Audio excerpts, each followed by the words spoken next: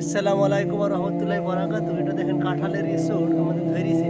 তো এই ইঁচড় নিয়ে কিছু কথা আপনাদের মাঝে বলবো। দেখলেন এটা হচ্ছে বড় কাঁঠাল। একে নিয়েও একটা কথা আপনাদের মাঝে আমি বলবো, তাই এই কাঁঠালটা দেখাচ্ছি আপনাদেরকে। অসময় কাঁঠাল। আসসালামু আলাইকুম রহমতুল্লাহি বারাকাতুহু। ইনশাআল্লাহ আশা করছি ভালো আছেন।